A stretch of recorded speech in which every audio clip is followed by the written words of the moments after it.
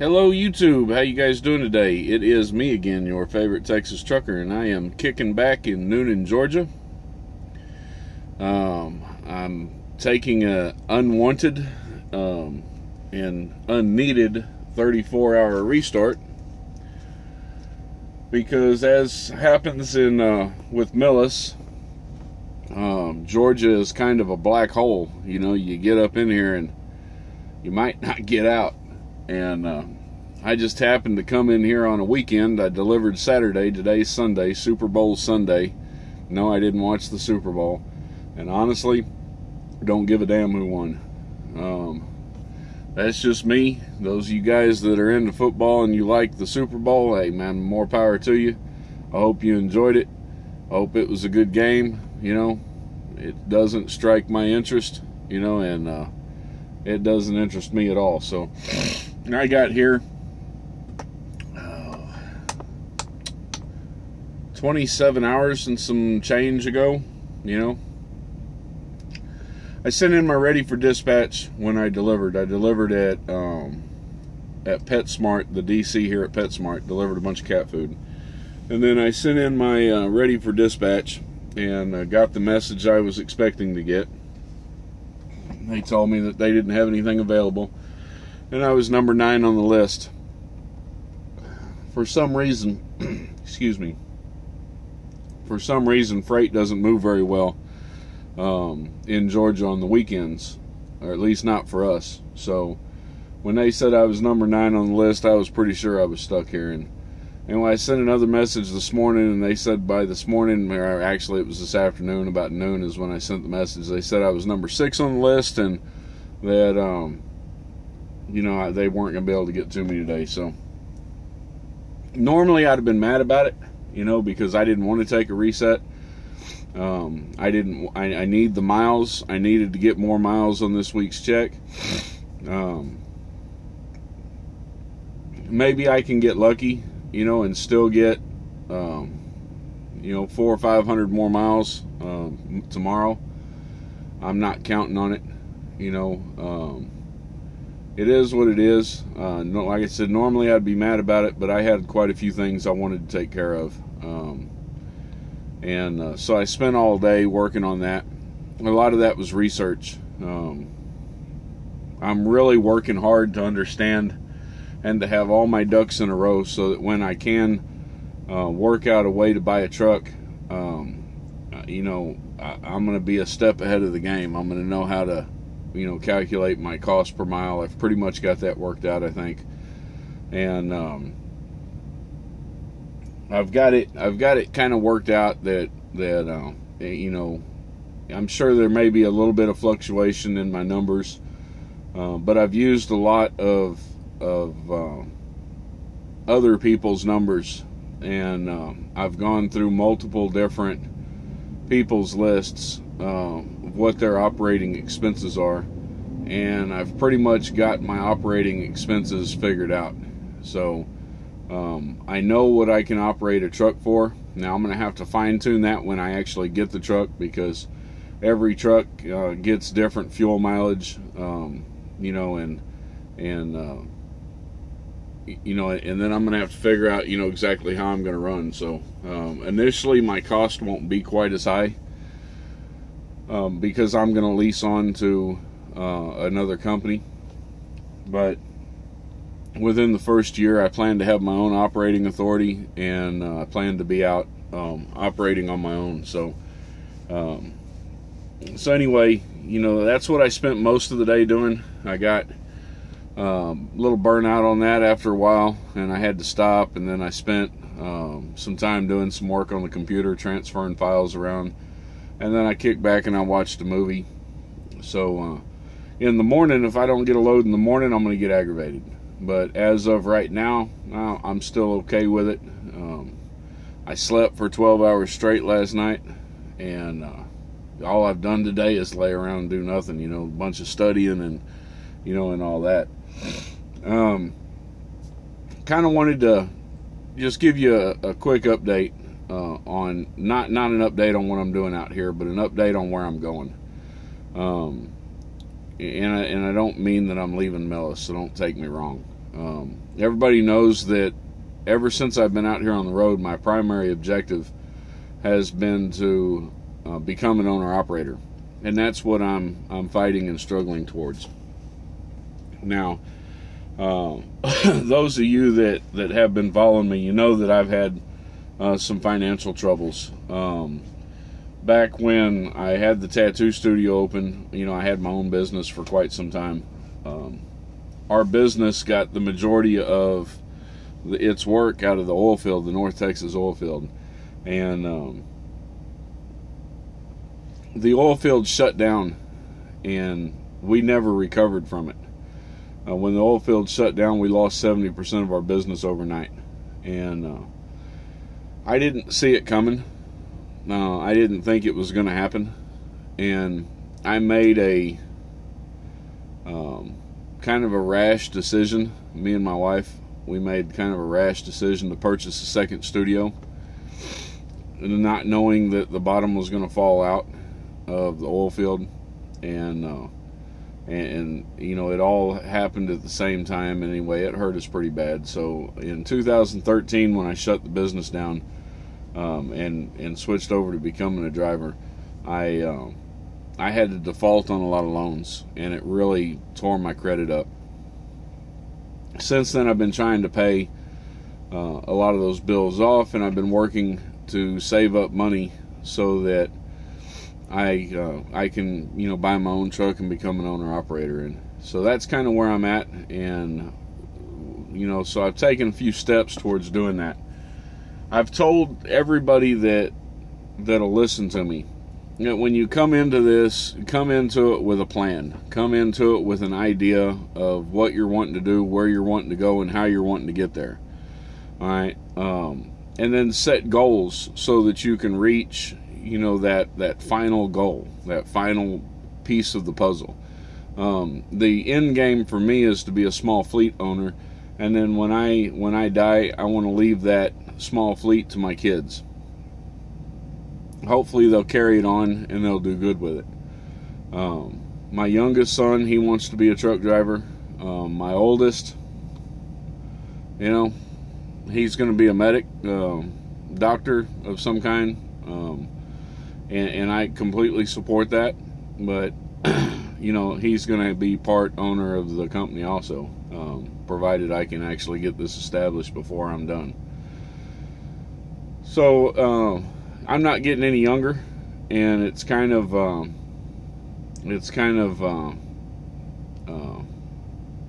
pressing for me to get on it and get it finished. So there's a little bit of urgency for it for me, and so to get it established, the first thing that I've been doing is a lot of study. All right, and so I'm on a couple of forums, trucking forums. I'm a member of OIDA, and I've got access to their forum and the things that they publish. I'm on several Facebook pages, that have brokers, that have owner operators, and they're constantly discussing the freight lanes and the cost of moving the freight, the cost of operating their trucks. I've made friends with a few of them, and I've gotten information from them about what it costs for them to operate their vehicles, and I've taken that information and and then on some of the forums where they list their itemized cost, and break it down into a cent per mile, I've sat down and I've figured that and taken their numbers, and I've kind of done about an average. All the numbers that are relatively the same, then I leave alone. All the numbers that fluctuate, like one person's fuel cost might be 60 cents a mile, another person's fuel cost might be 40 cents a mile, and I take that, and I work with it. Fuel prices are not going to stay low. They're going to rise again, and when they rise, it's going to increase the amount that we're going to have to pay for fuel. So I don't want to figure my fuel cost at the current fuel rate, because it's not going to stay there. It's going to rise again. And so, I mean, I've sat down and I've figured all that out. I'm looking at the steps that I have to take to get my operating authority, at the cost associated with it. I'm looking into paying the usage tax and the fuel tax, and all that kind of stuff, and I'm trying to break it down. And then I'm searching for somebody. I would rather it be in Texas, but it's all kind of a pipe dream for me right now because I don't have the contact, so but I'm searching for somebody who may be an owner-operator who owns a few trucks, who might be willing to sell one of the trucks and to put me to work to purchase the truck. I guess in a way kind of like a lease purchase, but instead of getting it from a major company that's going to design the lease purchase solely for their benefit and screw me around with it, I want to do a deal like that with an owner-operator, work for him under his authority until the truck's paid for. In the process, I can learn that side of the business while I'm paying off the truck, and then once the truck is paid off, then I can go it on my own. I got a friend of mine who's given me a contact in North Carolina, truck sale up there, who I might be able to work with to get a vehicle. So I'm definitely keeping them in mind, and I'm going to work with it. Let's see. I don't know if I'm going to be able to do that route because my credit is bad. They're going to require a large down payment, and honestly, I've only put about $5,000 together, which is enough for me to operate off of. It's not enough for me to buy a truck. It's not enough for me to buy a truck and operate off of. At minimum, I would probably have to double that in order to operate the truck and purchase it, and probably a little bit more than that. So, we'll have to take it from there, and that's not really what I'm wanting to do. What I want to do is I want to make enough money, and I either want to find an owner-operator who will put me to work, put me in a truck, and then be willing to sell me the truck, by taking it out of my pay and then running me as an owner-operator, or I want to find a truck that I can purchase outright. So finding a truck that I can purchase outright means that I have to concentrate on a truck that has a lower value, which means that there's a good possibility I'm going to pick up a truck that's got a few mechanical issues. So, but for me, if I can work and I can get the money together and I can buy the truck, then I can continue to work until I've got the money to fix the truck, and I can fix things here and there a little piece at a time, as I build up the money to do it. So that's kind of where I'm at right now. There's these deals. I mean, I know people that have had them. I had a friend of mine tell me that if he'd have known that I wanted a truck, he had one. His family had 4 trucks they sold. They got rid of the last one in December for $9,000. Nothing wrong with it. Perfect truck. I just can't ever seem to catch those kind of deals, So, either I don't know the right people in the right places at the right time, or those deals just, they're not going to come my way. So I'm going to keep saving up money, keep putting, whatever I can put in there as I can put it in there. And, once I get to where I'm about that 10 grand mark, which I've still got quite a ways to get there, then I'm going to start looking for something that I might be able to negotiate down with and buy outright. Or go down and purchase from a dealer and put a, substantial amount down. Like I'm talking about putting like $9,000 down on a $13,000 or $14,000 truck. I'm not looking to buy a big money, expensive truck. And a lot of people are like, you can't get one for $13,000, $14,000, and it's bullshit. You can. You just got to look for them, and you can't be too picky about the model of truck that you get. But I'm seeing Cascadias, and I'm seeing Freightliner XL Classics. I'm seeing Coronados out there for $10,000 to $15,000 all the time. I'm seeing them all the time. So the trucks are there, and sure, they're going to have some mechanical issues with them. But if I can get the truck and get it home, then once I get it home, I can sit down and I can save money up to work on it. So that's kind of where I am there. Meanwhile, I'm going to continue working here at Millis, and I'm going to continue doing the same thing, continue putting money aside. So it's pretty imperative to me that I get as many miles as I can, which is kind of why I'm a little bummed out about sitting here for the last 27 something hours, with nothing to do, nowhere to go, no freight to move. I'm picking up a student Saturday, a week from yesterday, so 6 days now. I'm picking up a student, and I was planning, I had already asked my dispatcher to get me up there on Thursday night so that, Thursday night, Saturday, and, Sunday morning I could be taking a 34. That way when I pick him up, I'm on a fresh 34. I'm on a fresh 70, but now that I've had to take this 34, I'm not going to be able to do that. So now I'm going to have to send him a message in the morning telling him that because I've had this forced 34-hour reset, I can no longer afford to take one, this week, and for him to run me until Saturday and get me there Saturday. So, we're just going to have to deal with it and, work it the best way we can work it. But I can't afford to take any more time off. I got home time coming up, and, I have to run as much as I can run. So, but anyway, that's kind of the update and the way things are going right now.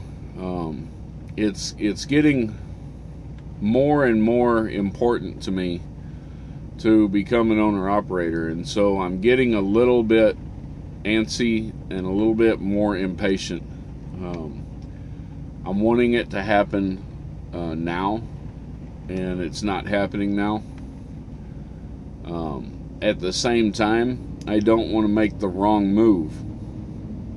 I'm real careful about my job decisions, because I've made some bad decisions in the past, and I've pulled the plug at the wrong time, like, buying the other tattoo studio.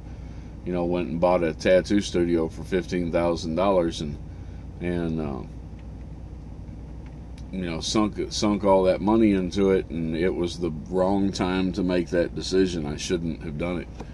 I should have paid more attention to what was going on, more attention to the things that were happening in the oil field, because the oil field's where I had all my money from. But the oil field crashing the way it did caught me completely by surprise. I didn't expect it. I didn't see it coming.